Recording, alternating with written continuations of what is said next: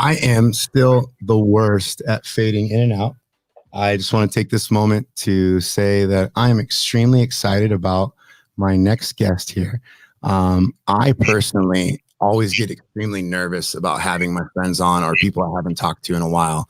And again, I get very giddy about this moment because this is very, very important for me as a coach, and looking back at my past and going through and finding people that I really loved and enjoyed working with or getting influenced by. And my next guest is actually one of my favorite people in the whole wide world, Raphael Ruiz. How are you, sir? I'm doing fantastic, brother. I miss you, man. I haven't seen you in ages.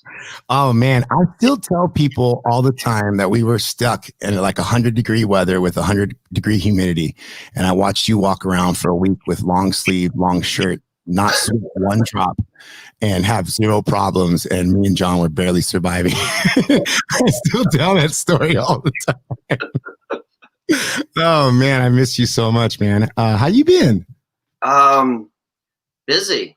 I mean, it's probably understated, but 2020 has been a crazy year, and with everything going on, trying to juggle everything from family life to trying to be agile in this landscape has been tremendous. It's been fun, but it's been frustrating, and it's been to add on what I feel is a lot of extra frustration on top of something that really shouldn't be there. But it's pretty dead on.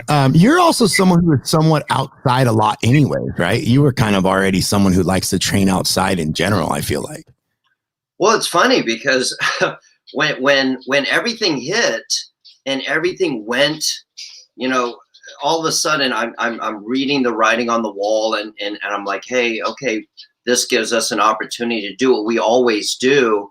And it was so funny to me because for the last 15 years of my career, everybody has kind of brushed me off to the side as like that wacky mad scientist, and look at all this crazy stretchy outdoor stuff, get your butt in a weight room and lift some heavy weights. And all of a sudden, when everything just poured on our industry, it was like, hey, Raph, remember that 15 years ago when you said, we should do some complexes outside? And do you still have that email you sent me?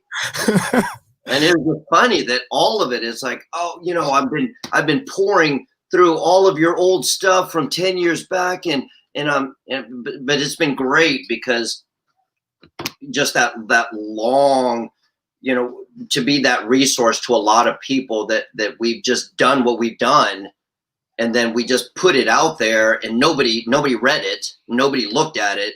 Now all of a sudden people are like just diving into it because it's filling a current niche that needs to be filled. It's funny. It's like, one, it's sad that it takes something like this to realize the importance of going outside. And especially when you get all these coaches talking about like functional training, and then you ask them like, how often have you had your actual like athlete work out outside? And they're like, huh? Like, when have they gotten vitamin D? And they're like, huh? And you're like, oh, okay. You know that they're going to be outside for a lot of hours at a high level, right? And they don't really think about that. And it's just that simple. Where are you located? Can you tell us where you're located at? We're in Tampa Bay. So we've got a fight gym in Tampa, downtown Tampa, but we actually live in St. Pete. So it's just a 5-minute cross the bridge thing. And like I said, years ago, we wanted to open up and create almost that virtual gym of saying, listen, we're gonna do our heavy complexes in the weight room, and then we're gonna go do a beach workout. We're gonna do these heavy complexes, and then we're gonna go to we have this big park down. It's about 15 minutes from here, and it's old Indian burial mounds that they turn into a public park. So there's these, it's just like vertical run uphill, and so it ends up being, just. We try to incorporate as much of the environment as possible. That's crazy. And you've been out there pretty much your career, right? Like your life. Were you born and raised in Florida, or? Yeah, the entirety of my career. Once I left college, I got a job with this guy. Hold on, sorry. Who's sorry, here you go. Here's the Pride and Joy. Hello, sir.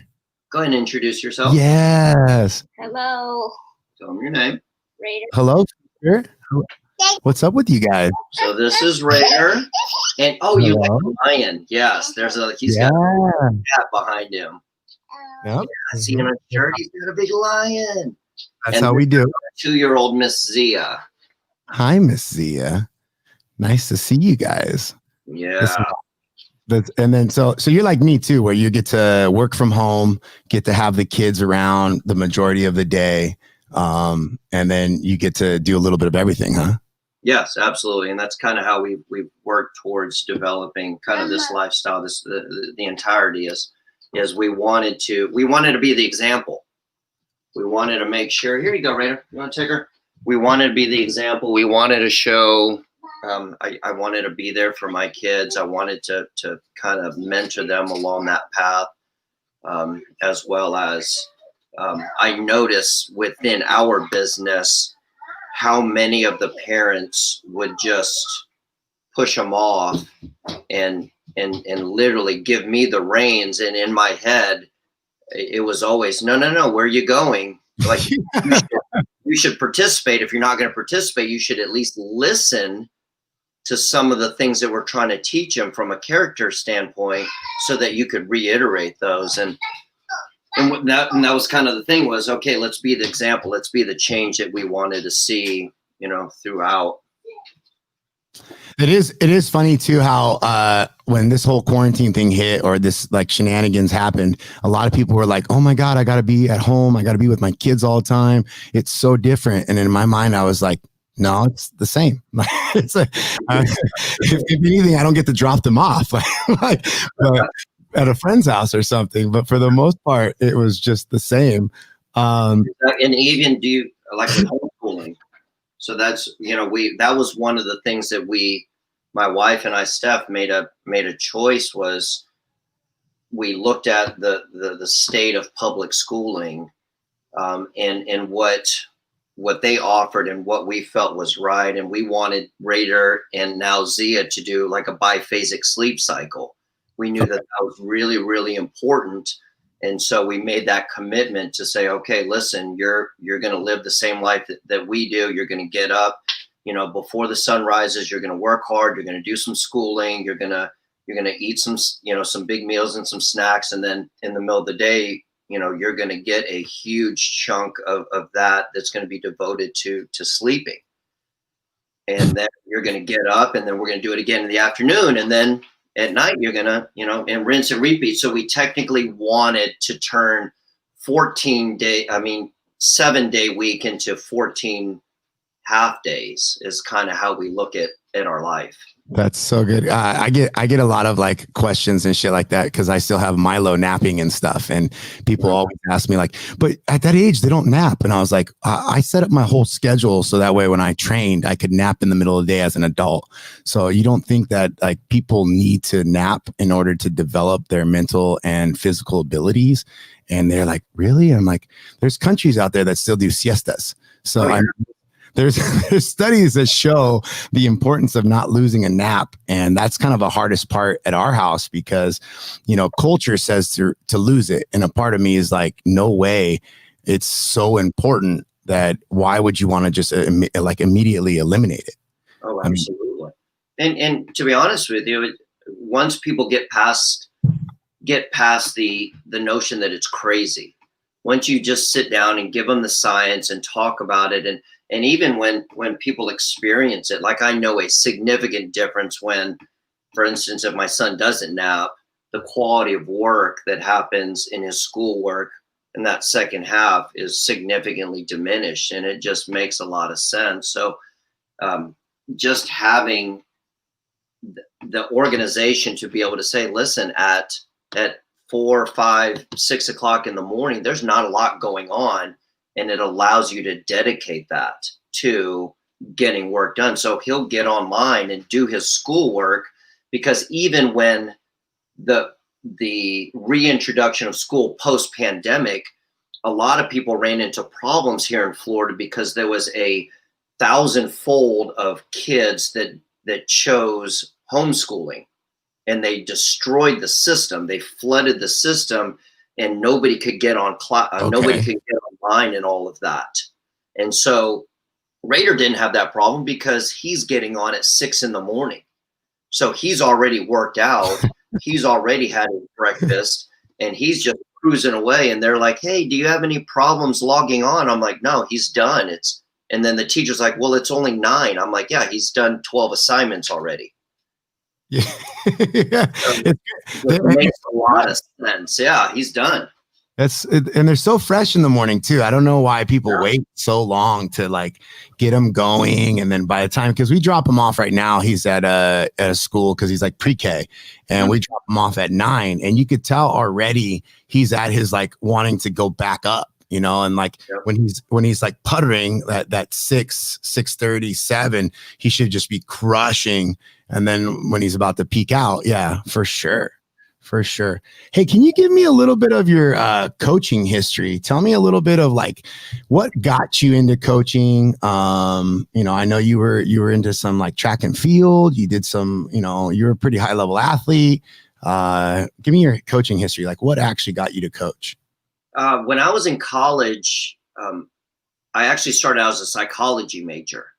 And I did that for a number of years, but the more I started to intern and mentor, I knew that I didn't want to spend 8 years in school. And that was really the only thing that you could do with a psychology degree, is to get your doctorates.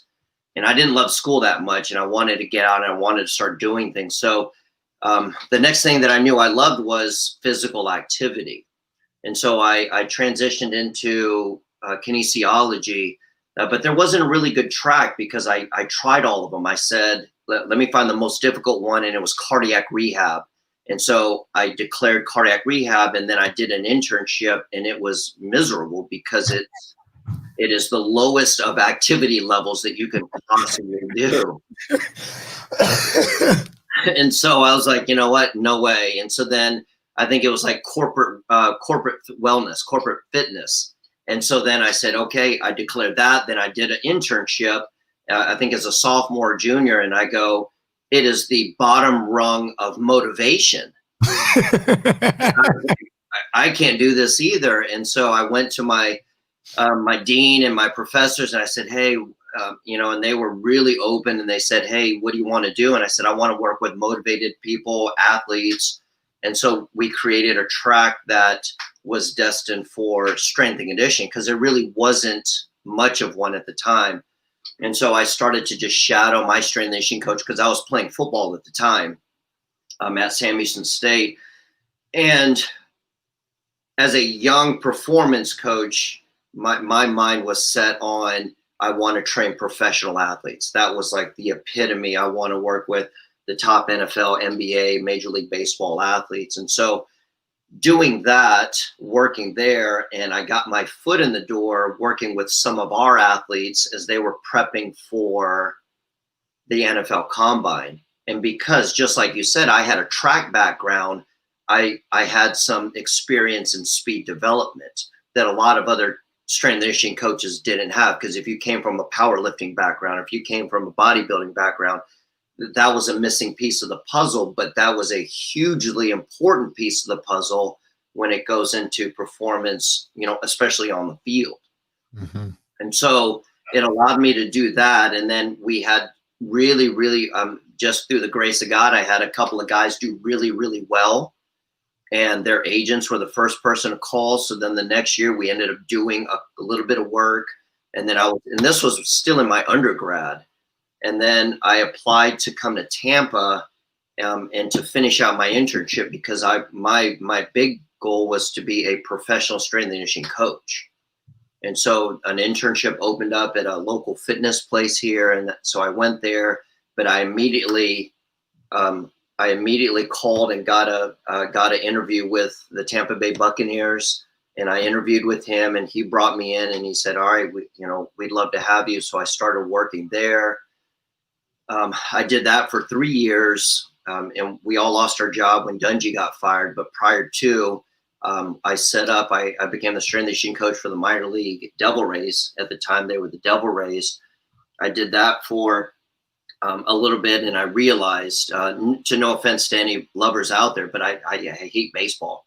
It's just it's a boring sport for me to watch, and and the logistics of baseball are very, very not in tune with my wavelength, where it's like, okay, come in at 8 o'clock and do some work, and then we're going to sit around and watch a double header, and then let's do some stuff after lunch, and then, let's piddle around, and then maybe, for me, I want to just bang some weights, do some hard sprints, and let's go sit in the cold tub. And that never worked out. So I left baseball, and then the Major League Soccer Tampa Bay Mutiny job opened up. And I said, okay, I applied for that, got that job. And lo and behold, we had one season, not even a full season. And then Major League Soccer called and said, due to low turnout in Major League Soccer, we're contracting 2 teams in the league, and you guys are one of them.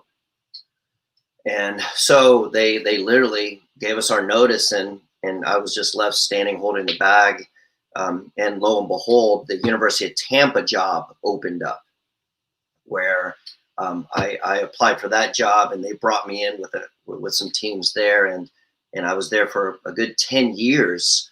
And it was a great fit, because at that level, it allowed me to do a lot of the things that lack the pressure of big time football.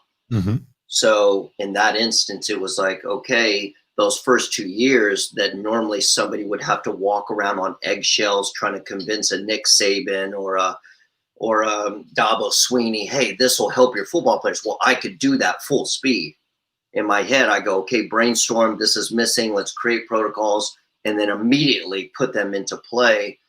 And we had such phenomenal results from a lot of that, of building those national championship dynasties of, almost three-peating, a three-peat national champion in baseball and volleyball and men and women's soccer. And we just did really well. And, all of the swimming.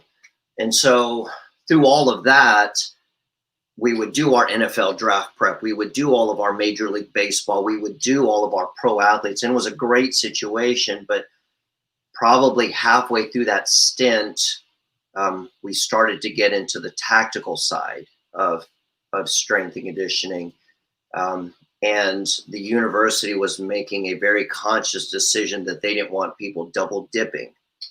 And they didn't want the liability, and they didn't want double dipping. And so they asked me to not work with, because at that point in time, we went full speed, and we were bringing tactical teams to work, at 4 a.m, 5 a.m, before any of the university teams came in. And they asked me to stop doing that. And in my heart of hearts, I was like, these guys need it more than anything. Anybody. Yeah. So I walked away from the university. We opened up our private gym. We did that for a number of years. And then I kind of got a call that I couldn't pass up. And that was to work with, I was doing it on a part-time basis, but to go full-time and work with David Marsh, who was the Olympic swimming coach, and to move up to North Carolina. So I uprooted the family. We sold the gym. We moved to North Carolina, and loved that. Prepped the guys for the 2016 games. But it was during that time I quickly realized that it didn't matter where you were. The politics of every sports ruins the experience. It ruins the creative flow of the staff, of all of that. And so, I looked at my wife and I said, listen, this might break your heart, but I want to go back to Tampa. I don't really want to be here. And she was like, all right, let's go. Yeah, back, and here we are. That sucks how the politics of like either the pro level, the Olympic level, or the college level, there's always some type of bureaucracy or some type of like something you have to play or listen to. Whereas like the military or the Gen Pop, they tend to just swallow what you tell them way easier. And then you get so much more out of it. Like, it's so weird how that works out. It's almost kind of depressing because we all want to help out at the highest level. And then suddenly you realize at a professional level, oh, I'm kind of a babysitter. And then that college level, you're like, oh, I'm a prepper, but like they have to want to buy into the system. And then it's like, well, how farther do I go? Like, who do I find that really wants to listen to me? And it's just baffling to me. How long have you been back to Florida now?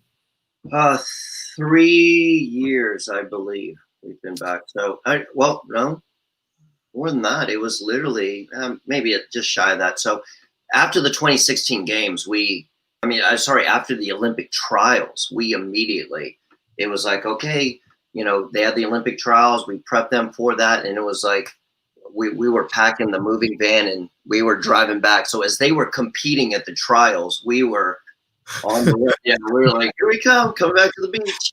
Bye, good luck. Oh, yeah, so that was it, and then we watched the Olympics from Tampa. Which is really cool to see as well. That's awesome. What drives you? What drives your coaching daily? Like, what drives you to want to coach somebody, to want to change somebody, to want to wake up in the morning? Because you're an early riser too. Like, what gets you there? I would say prior to it was the desire to help people improve. Like the moment somebody confided in me and told me what their dreams, their goals, their aspirations, whatever they were, that bought me into the system. So if somebody said, hey, if you were like, Ralph, I want to be the next heavyweight champion of the world, I'm like, freaking let's do this. But I think now it's I want to be an example to my kids.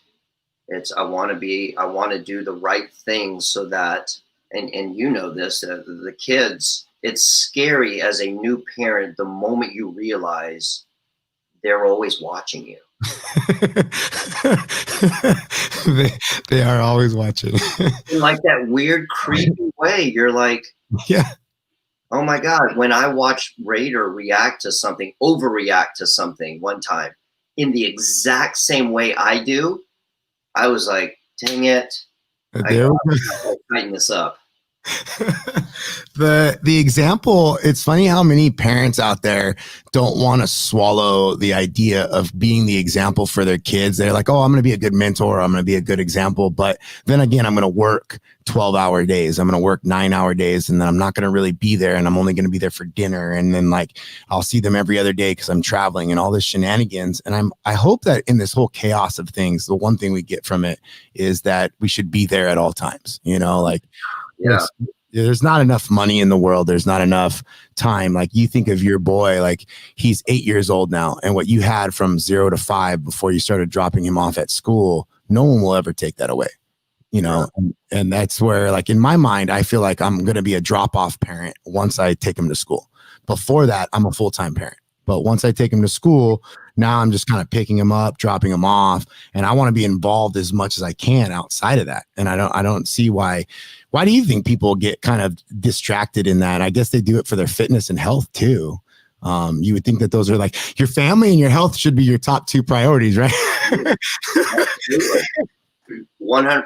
Well, what's crazy is when you start to dive into the business, the culture of developing the highest achieving athletes. And this is going to go down the rabbit hole is, that the conversations that I always have with a parent or an athlete and their coach, when they say, I want to be an Olympic champion, I want to be a Navy SEAL, I want to be, and you pick, the first thing I always tell them, and this is, and we've had this conversation before, is it's bad for business, but you always say, are you ready for the level of destruction that needs to occur for you to reach that?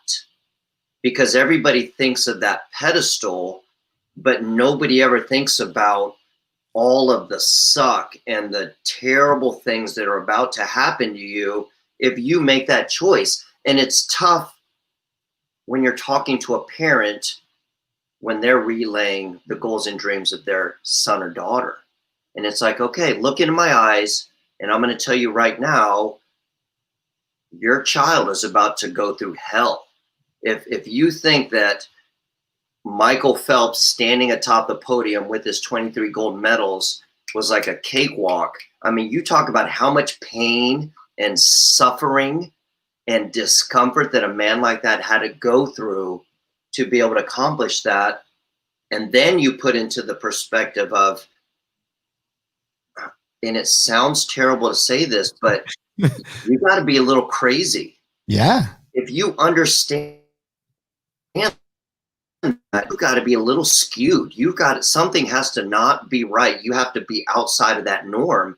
And I tell parents, if your kid is normal, then they're not going to be that person. They're not. I've done it a million times to know that I could push Raider to the end of the earth, but he'll never realize his potential until he's crazy enough to do a bunch of shit on his own. And in doing so, if you understand, and this is the part that's difficult for a lot of young coaches to understand, is if you're going to open Pandora's box like that, you better know how to close that box. You better know how to get an athlete to be able to get on the X, to drive themselves, but you have better practice. Hey, take big deep breaths, get off of the X, get with your boys, get with your mom and dad, learn how to hide the pain, but you better learn how to get into your private place, sit back with your boys, drink a beer, and cry it out. Yeah. Because if you don't, there is, I mean, you're putting them for massive depression, massive post-competition depression, post-Olympics depression, excessive alcohol, drug abuse. I mean, and so I want to bring it back around, is I want my kids to know how to get on the X and how to compensate once they're on there. How can they breathe and relax? Can they recompose? Can they recenter? Can they woo-saw? Whatever it is you want to call it. But you've got to be able to say, listen, every time that I don't work out in the morning, I know I get a little batshit crazy. So that is the habit that I would want my kids to develop, because there's a good chance that if they're picking up on my positive mannerisms, they're probably picking up on my negative mannerisms as well. Yeah, for sure. For sure. What like when you think about that and you think of these kids, I always feel like a lot of them just don't have the ability to understand the amount of solidarity or the amount of like being solo, even though they're going to have a support system, even though they're going to have a coaching and they're going to have a staff and they're going to have a family around them. The reality of it, how isolated and how alone they really are. You know, how you are on your own mountain and everybody's trying to get to the top of it, and you got to stay up there and you got to keep putting dirt on there to get higher and higher. And I think people don't realize that. Even some of my athletes that had to work out with other people during quarantine, I got mad at them and was like, guys, you don't understand how important it was for you just to be okay by yourself. And yet you could not handle that. That's a problem for me. And they were like, what do you mean? I just want to work out with my friends. Like, no, man, if we were back in the day and we were getting questioned by the government and you were to crack like this, I would know immediately you would crack, because you can't stay quiet. Like, and it's weird that at that highest level, they're very, very good at understanding that they are alone. They are one in themselves, you know? And you can tell, because especially within that, and every sport, every arena has that moment. The guys that go to the NFL Combine have that moment where if they had a quote unquote helicopter parent, helicopter coach, now you're sitting in Indianapolis, somebody's not telling you how to warm up, how to prepare, how to line up.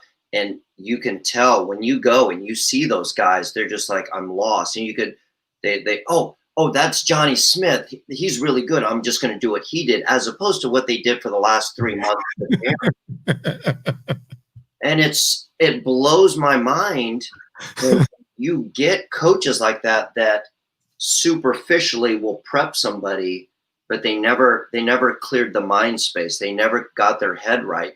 It happens all the time in track and field and in swimming, where guys are constantly, you're with your coach, and the coach is driving you and get faster and blowing whistles and telling you when to eat and sleep and rest and recover. But when you get to the US Olympic trials, there's nobody there. You are on your own, and so many people, because they miss that preparation, that tiny little piece, but it's such a huge piece of, for the next year, I need a prep getting into 2021 Olympics. I need a prep as if I'm doing this on my own, because my coach, good chance my coach won't be there.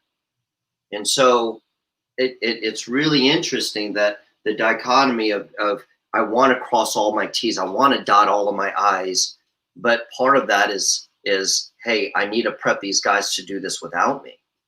Do you think that sometimes the more egotistical or the naive or the, I guess, not being aware of that as a coach? Like, because I know there's sometimes where I'll get mad at my athletes where I let them try to do their own thing. And then I purposely set them up to fail because I say, hey, do this. And then they fuck it up.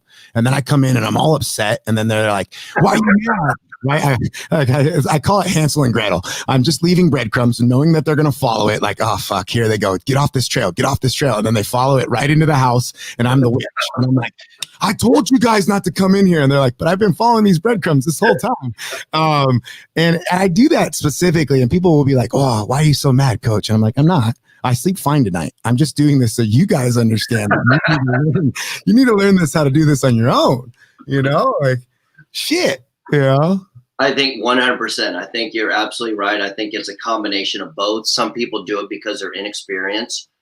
Just like athletes, some coaches will crack under pressure.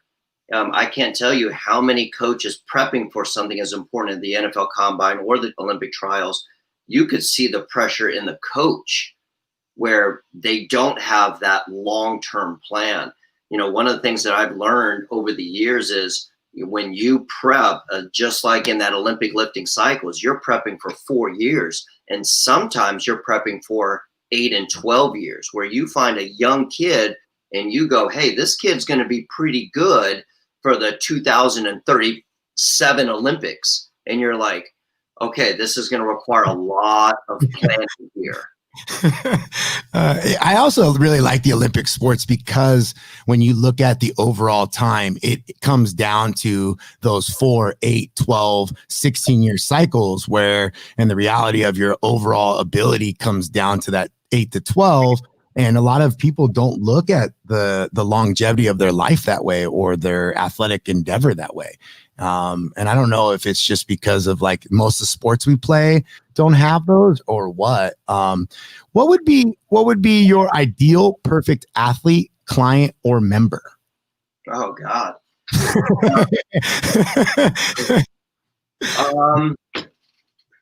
I think somebody who has a lot of potential but has a lot of restrictions. I think that's the one, because that's where you'll see the hugest gains. And the funny thing is that's where we talked about my history as a coach. Kids are the hugest, biggest, most unbelievable sponge, because they're open to coaching. They're very receptive. They are limitless in energy, and they haven't developed a lot of those bad habits that a lot of us as adults have, forged for 40 years of our lives. And so in that instance, having young, exuberant, very, very zealous kids that have a focus, and a support staff that would support that. And I'm talking about parents who are going to buy into the long-term athletic development, not, hey, make my son the next Derek Jeter, but make my son the best, or make my daughter the best that they can possibly be for college or for the pros or somewhere down the road. I like that. What would be your least ideal athlete, client, or member? For me, it's attitude. Really, yeah. Sometimes it's funny where sometimes we'll get somebody who comes to me because their agent sent them to us.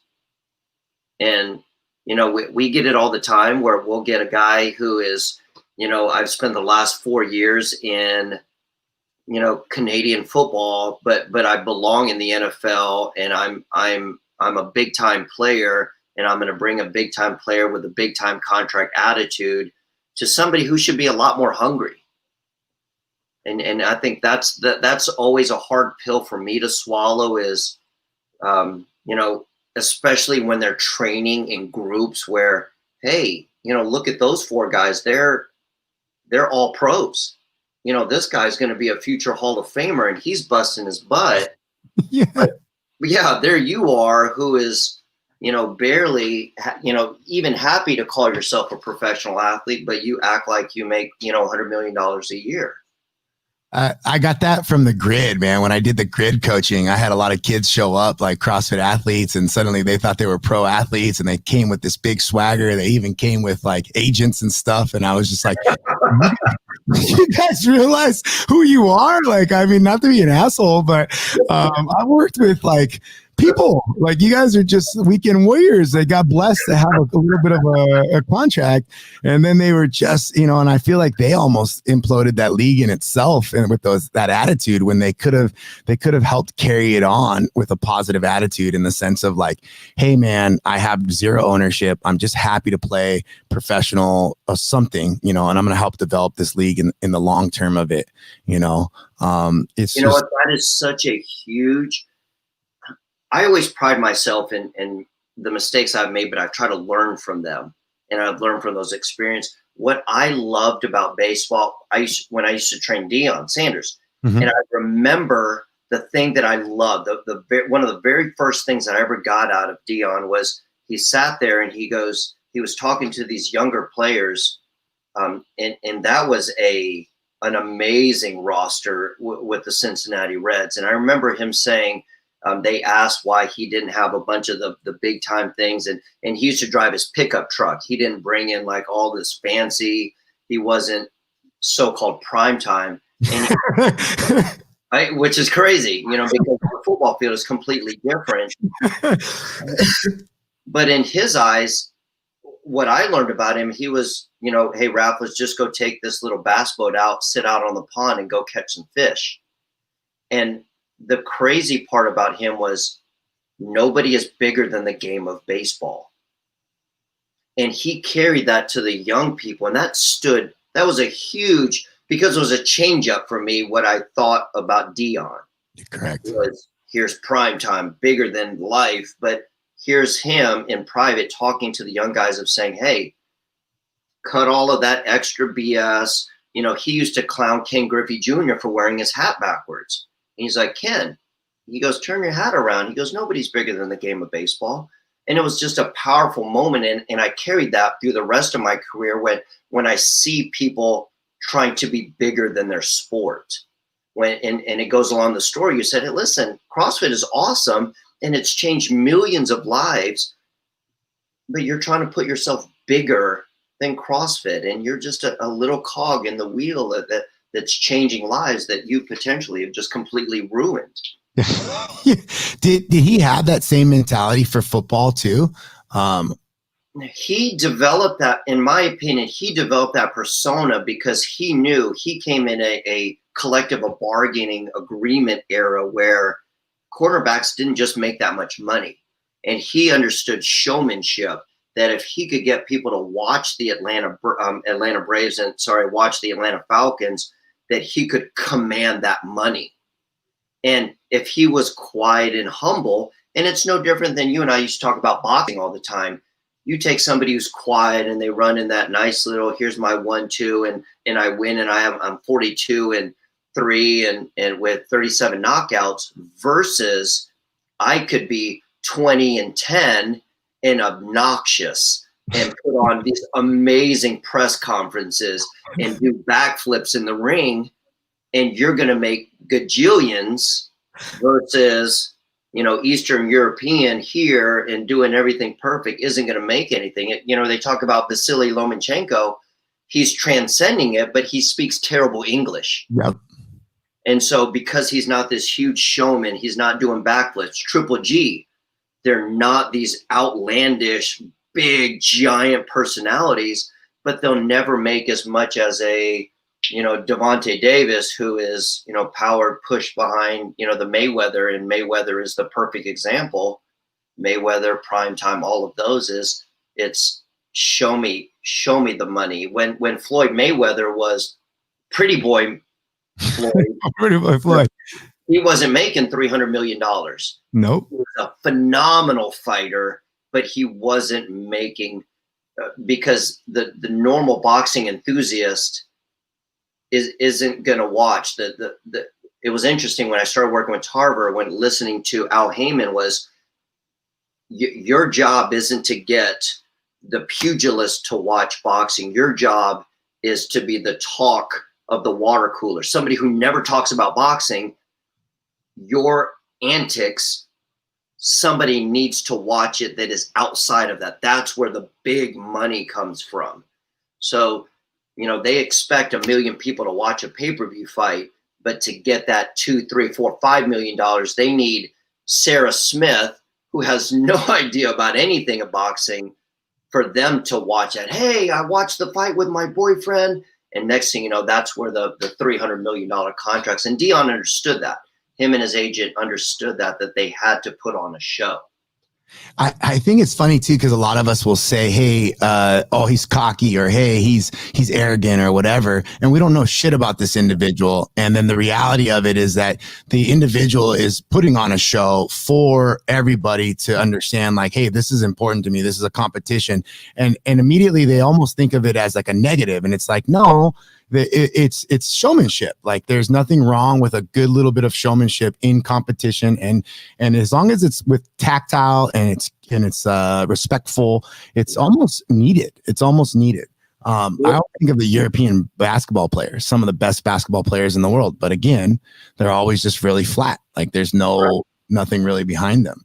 What's really interesting is when you start to, depending on the sport, and to bring it back to what we were talking about before, is one of the things that we started to look at was developing that, training that performance persona. Because in essence, if you are going to do the things that you're doing, if you're going to sit there and convince your child or yourself that, listen, I'm going to get up at 4:00 every morning, and I'm going to jump in a freezing cold pool and swim 50, 100-meter repeats. Like, the sane person says, that's the dumbest thing I ever happened. There's no way. But you have to convince yourself to do it. And in doing so, we found that a lot of these athletes are developing that performance persona. They're developing a separate, multiple personality. And the problem you run into is, and that's needed, don't get me wrong, and that's the part that we have that tough conversation with a lot of our parents, is that's needed. You have to be a little crazy, but you have to be able to separate yourself from that. And I think a lot of athletes run into problems. Speaking from experience, when I saw Terrell Owens start to refer to himself as T.O., I knew that there isn't a lot of real estate left before you go over the edge. And when Terrell starts referring to T.O. in the third person, then I know that the next step is over the cliff, because their inability to separate their performance persona from reality is when it causes a huge amount of problems. And we joke about it all the time, but that's where you run into issues within the military, where guys can't switch off, where I'm spending 10 months in country doing what I need to do, and all of a sudden I'm going to force you stateside, where you're used to living in a forward operating base, shitting in a coffee can, eating MREs, and next thing you know, I fly you 24 hours later, you're in suburbia with the missus and the 3 kids. And it's a very difficult thing to be able to tease that out and to be able to find that careful balance. And that's why it's very difficult for all of those, in the most respectful way, those junkyard dogs, where we teach them how to do a job, but then we vilify them when that's the only job that they can do. And so being able to split Terrell Owens from T.O. and leading up to that point where you may put on that public persona, that optic on camera, but you need to have a close circle of friends. You need to have your mom and dad that are willing to sit there and go, you know, when you're sitting at the dinner table and you're like, oh, well, you know, T.O. told me that. Yeah. Yeah. I don't care how old you are, how famous you are. You stop that right now. Yeah. That's exactly it. You need to have, versus in boxing, you surround yourself with all these yes men, and somebody needs to be there in your corner that goes, hey, champ, you're being a dumbass. That's stupid. And that relationship needs to be built. When you talk about building champions, a champion in the making needs to take it upon himself, develop that initiative to develop that relationship with somebody in his life that says, hey, I don't care how big I get. I don't care how much money I get. I need to trust that you're going to set me straight, that you're going to say, hey, Raph, you are an idiot. And I need to be able to trust that and say, you know what, you're right. I need that dose of reality. I have some pro athletes that when I get off the phone with them, I'm like, oh, they're never going to call me back. they're never going to call me back. I need that money. I don't know why I said that. I should not give a shit about my morals, and I should just take the cash, but they need me. And I'm just like, oh, and I'm the worst at that too. Like my governor goes off, and then all of a sudden I'm telling you, like, you did this wrong. I told you not to do this. And then I'm like, oh man, I should have softened that blow a little bit. So it's terrible for business, but in the end, it's the best thing you can do. Respect it. Hey, give me, I always tell your Deion Sanders story of the stretching. That's actually my favorite story of yours. I think if you don't mind, could you share the stretching? Do you remember that? Like I remember like a Deion Sanders stretching story. Are you talking about not stretching? Yeah, it's 40 time. So I remember you telling me that before, this was when he was in college, and it was a race at Florida State, and he had told me that he was asleep in his dorm and nobody could find him, and they were calling for the 100-meter dash. He had run the prelims, and he was scheduled to run the finals of the 100-meter dash, and nobody could find him. And finally they got a hold of his roommate, and they were like, hey dude, they made the last call for the 100-meter dash. He goes, you're running. So he puts on his gear, and they take him over the track. He pulls off his warm-ups. I think he runs a 10-3 100-meter dash. And he puts his warm-ups back on and goes back to bed. Never picked up his medal, never did anything, just went out there, smoked everybody. And it's just, it tells you how much speed reserve that Deion Sanders had, that he was so fast that even a sub-maximal, do I think he's capable of running faster than that? Absolutely, because at 6'2", he is a huge sprinter. I mean, that is a big, big boy when you think about Olympic sprinting. You're talking about Usain Bolt at 6'5". Well, 6'2" is really, really big. People forget most of those guys are, at my size at 5'8", 5'9", just explosive out of the blocks. But you get a big guy with a big stride, wired right. He could have been a very, very substantial, a very highly competitive Olympic sprinter if he chose to be. Do you find that now in the track and field sprint world, they're more susceptible to taller kids, whereas I feel like before they were kind of like always kind of brushing them off? You know what? I think it's more of a popularization. Okay. I think we're a victim of culture. And when all of a sudden you see, hey, look at how tall Usain Bolt is. Hey, I'm pretty tall. Let me go give it a shot. And I also think that it's a product of Jamaica, where and this isn't an insult by any stretch of the imagination, but sprinters tend to be lazy. sprinters work really hard for 10, 20 seconds, and then let's call it a day. And in 15 minutes, ask me again if I want to do it, and then maybe I'll do it.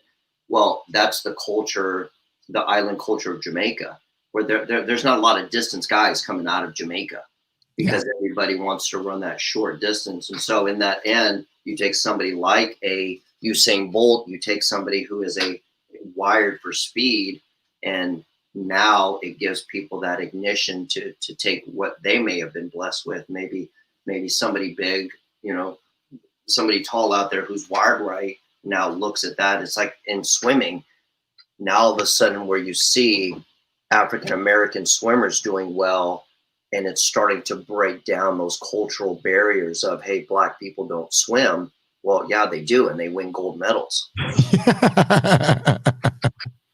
That's like the cyclists, Colombia. They don't have a lot of sprinters. Same thing, because there's so many mountains out there. There's smaller individuals, and then now they got some sprinters coming out of there because they had some hit well, and then now the culture out there is like, oh shit, we can sprint too.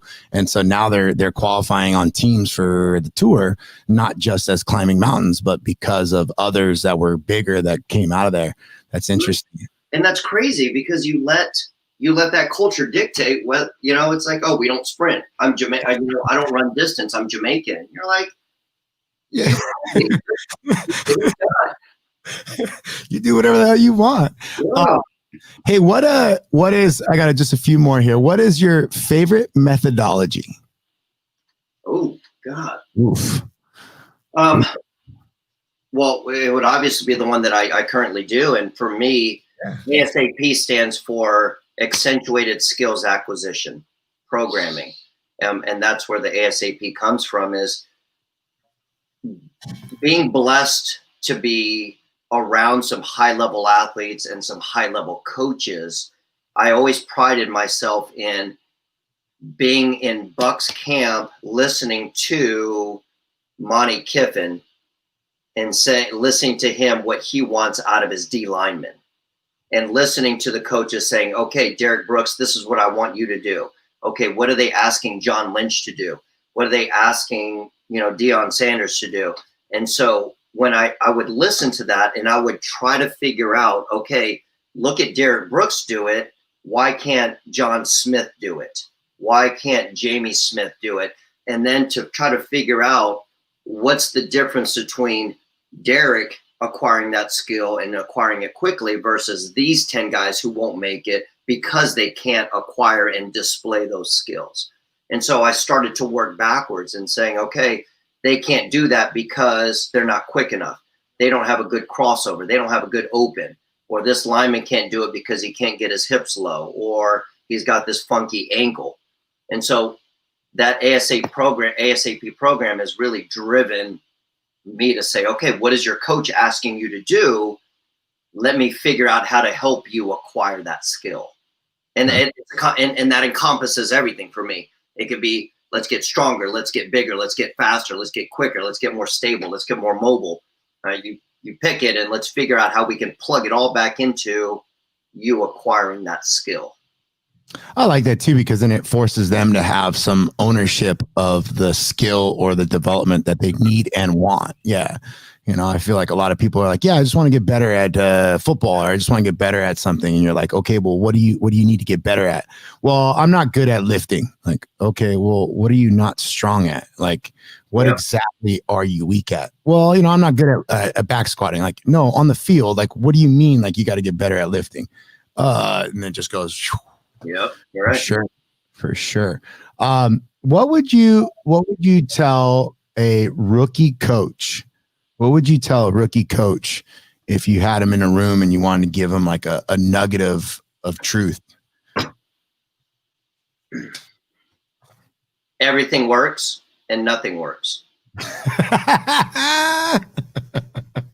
That's the quote of the day. Everything works and nothing works. Yeah, it's when I first started and I dove into more functional training, getting outside of because we're at an age where I started with bodybuilding. It's like, oh wow, look at these guys in muscle and fitness and so on and so forth. And then once I got into more functional training, getting back to my martial arts and track roots where it's plyometrics and speed and agility and all of that.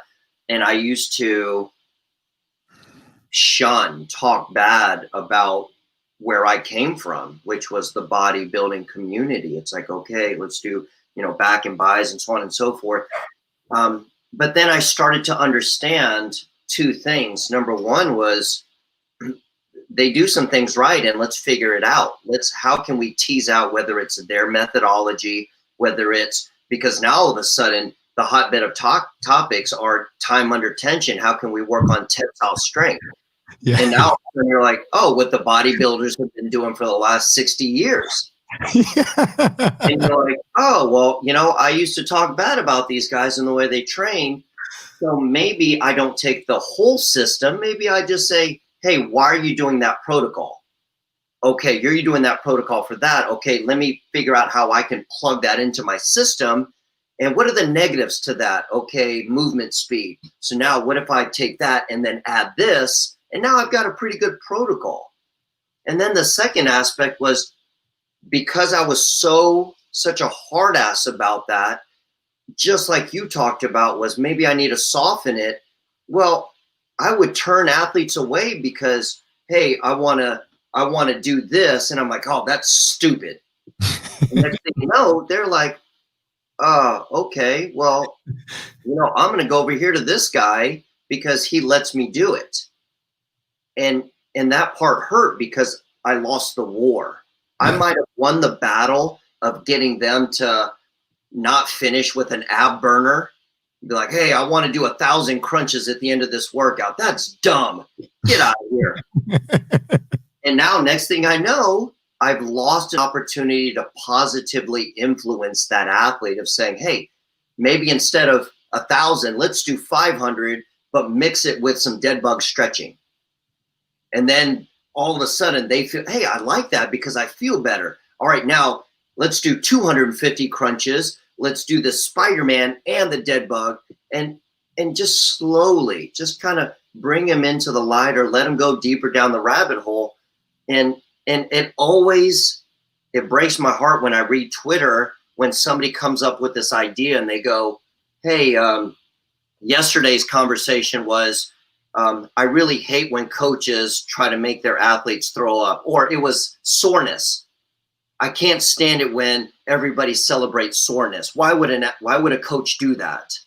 And in my head, I go, well, culturally, some people don't think it's a good workout unless you're sore.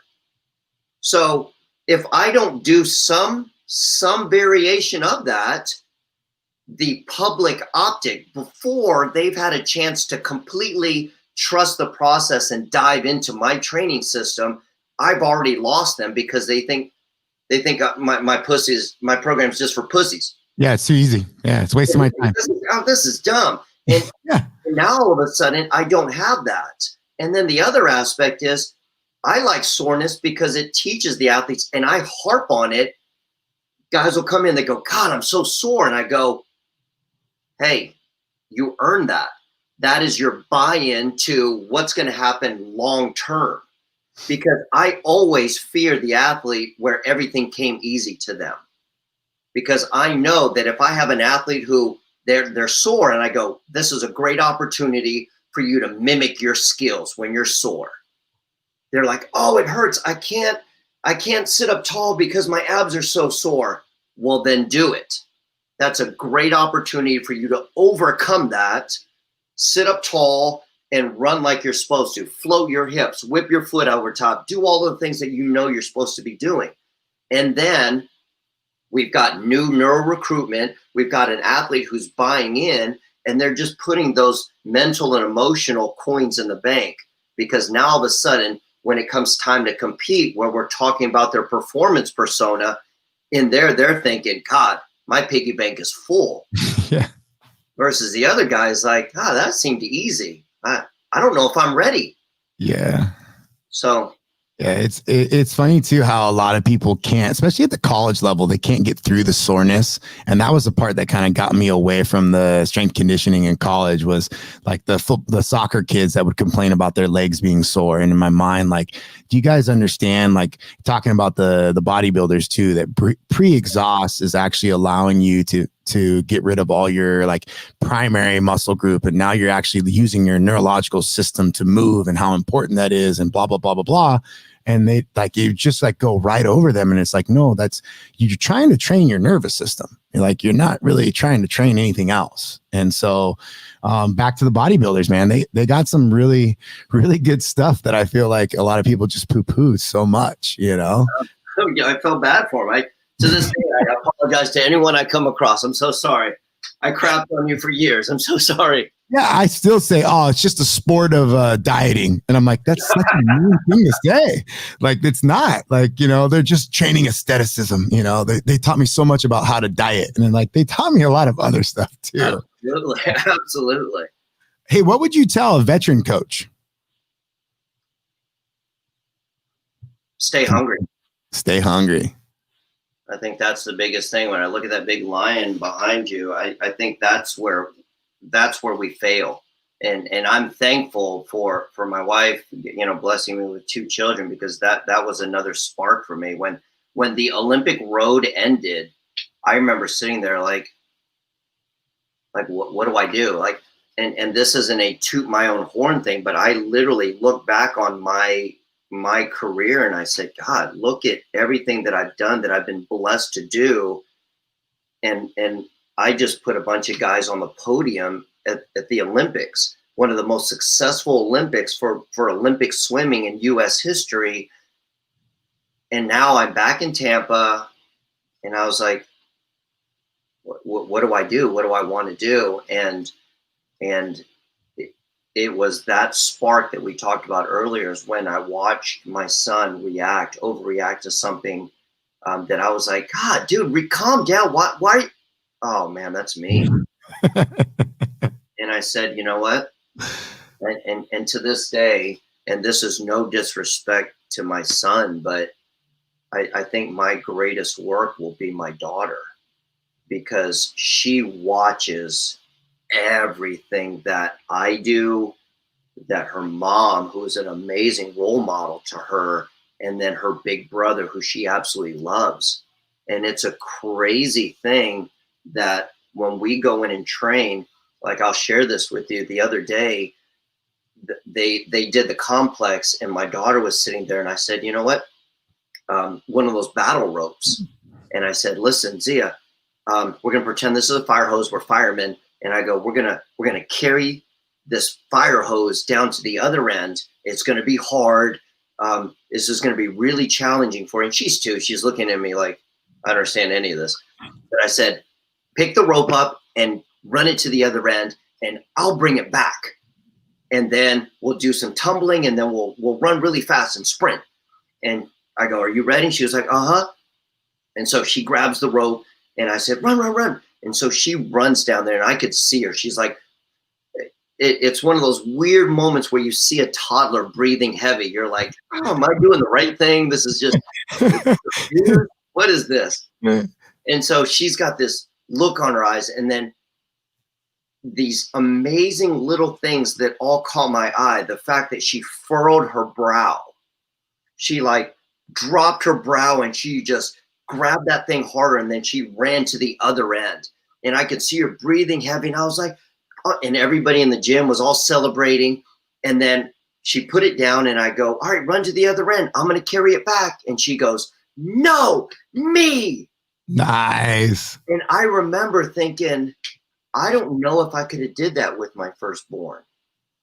But the fact that we did so much in helping develop Raider and creating that culture, that this girl is so headstrong and nothing bothers her. It's like, I mean, she'll go out and she'll go 1,000,000 miles an hour, and it's all just fun and games to her.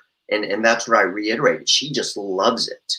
And that's a scary thing for competition down the road, that she just loves. Like, you know, have you ever heard that saying, never get in a fight with somebody who loves to fight? Yeah.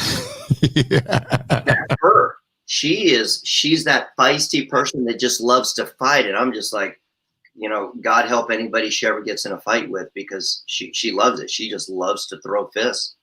Dude, everybody sees my oldest and he's super hyperactive and they're always like, oh my God, he has so much energy, this, that, and the other thing, blah, blah, blah, blah, blah, blah. How old is he? He moves.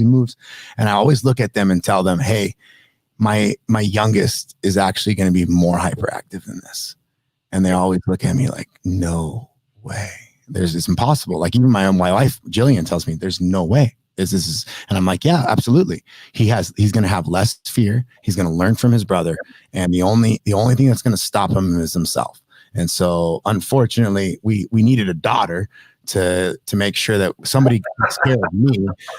Because I understand, like I tell everybody all the time, it's funny when people say that they're nervous of having a daughter. I'm like, no, you want a daughter as a man. And they're always like, no, why? I'm like, yeah, because who's going to take care of you when you're old? Your son's on. Your son's on. Like literally your dad shows up at your front door. You'll be like, hi, Dad.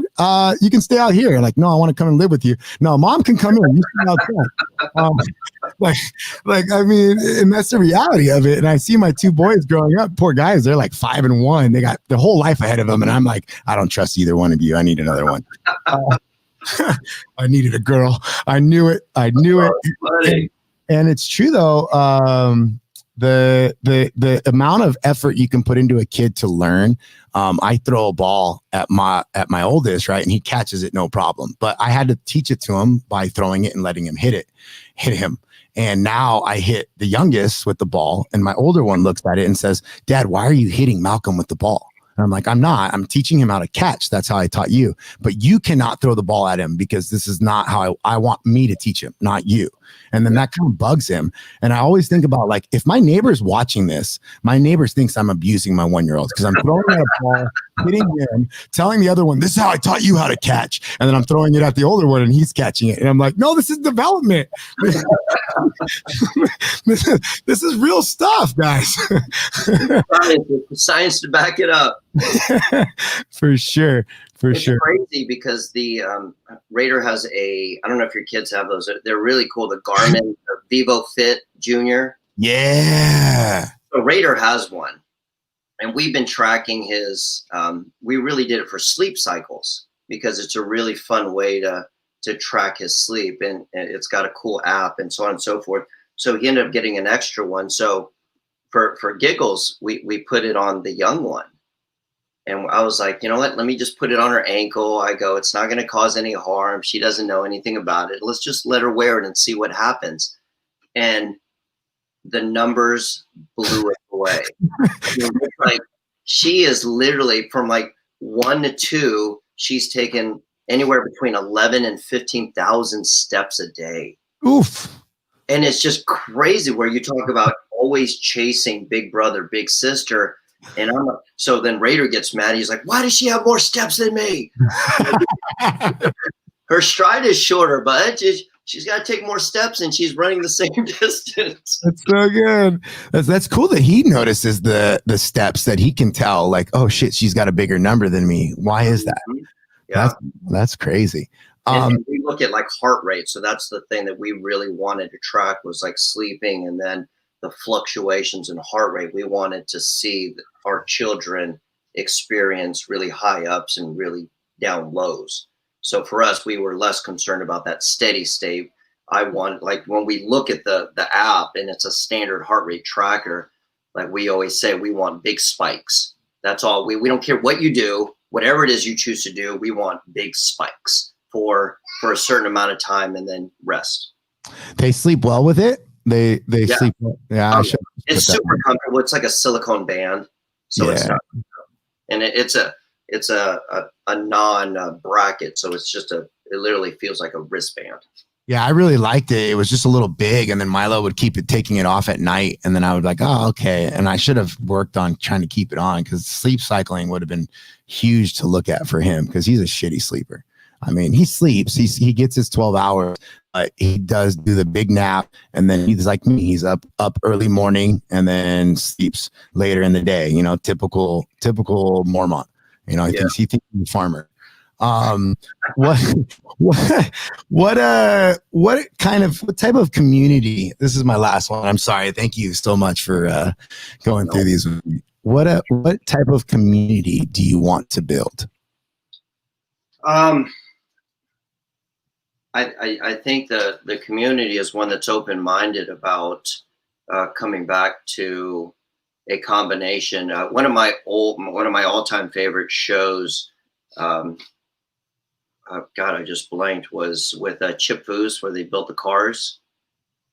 And he would take the old cars, the old muscle cars, and he would completely rebuild them and put new technology in it, but he kept the old look. And I love that show for that alone. And he would go and find like these old Camaros, and he would completely gut them. And then he would put in like 2020, all brand new technology, but it still had, and he would keep it as close to the original look, the muscle car look. And that's kind of how I look at it. Is I would love those old world values, a community that had that, of saying, listen, it's okay if a 2-year-old is having fun and getting 15,000. Like if I shared that in the newspaper, we would have child services immediately. Say, hey, you need to bring that number down, sir. That's way too many steps. Why are you pushing your kid so hard? Yeah, totally. Yeah. You know, and then we'll show them the video of her laughing and smiling and dragging, a 30-pound, tow rope around the gym. So a community like that understands that's how we're gonna right this ship, is getting young kids to get back to learning to appreciate hard work, learning how to work that amplitude. It's okay if your heart rate shoots to 200 beats a minute. And how to do that. It's okay if you get if you scrape your knee. To this day, you've probably experienced it when you take the kid to the playground and they get a boo-boo, and all of a sudden, my girl's crying and they're all looking at me like, "Go run to her." And I'm like, yep. She's fine. I yell safe. People always look at me like I'm an asshole, but I yell safe, and then they start laughing, and I'm like, yeah, you don't ever want to be like, oh, and they're like, why not? Like, well, that's also a strength conditioning coach. Like, if you're in a weight room and someone's about to die, you can't yell because everybody panics. So you just have to be okay that they're safe. I love that. You're right. And I think that's the community is we need to get some of the really, really good coaches to not be so concrete brained about how I was, that I only want to work with the highest level professional athletes. We need really good coaches that are willing to work with the young one. And to be honest with you, it always ends up being people like me who are like, yeah, what do I do now? What do I do next? But we need young, enthusiastic coaches that want to build athletes from the ground up, versus, chasing the money and saying, I just want to go work with, the top NFL draft picks this year kind of issue. Hey, sir, I want to tell you, thank you. And this is something that you probably don't really know too much, but back in the day when me and you started coaching together and around each other, one of the biggest things that I found very respectful of you was that specifically the drive for you to want to take some average Joe and then take them to the highest level. And at that time, there was a lot of chatter of like, oh, you can't just take anybody off the couch and make them a national champ. And I always feel like your mentality was always like, well, fuck you. I'll take the challenge. And that was something to me that I really, really honored, and like almost took it as a badge. Like, hey, I'm going to carry this message too. And then the other thing that I really took from you too was the importance of warming up. Because when we warmed up and we taught people how to warm up, nobody warmed up like we did, whether it was barbell, whether it was field, the floor, didn't matter. Nobody did what we did. And at the same time, the importance of sprinting, gymnastics, and then the barbell. And this is coming from an Olympic weightlifter with a soccer background. And whenever I tell somebody that, they always are like, well, don't you love the barbell? And I say, but all sports starts with sprinting, gymnastics, and then the barbell, because the sport doesn't really have the barbell. And then they're like, oh shit, makes sense. And I just want to tell you, thank you for prioritizing that for me. That was huge in my development young. So I appreciate that a lot, sir. Appreciate that, Max. Always enjoy catching up with you. Seems like we haven't lost a step, brother.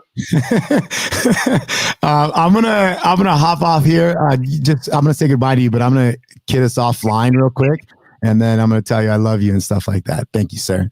Thank you so much. I appreciate it.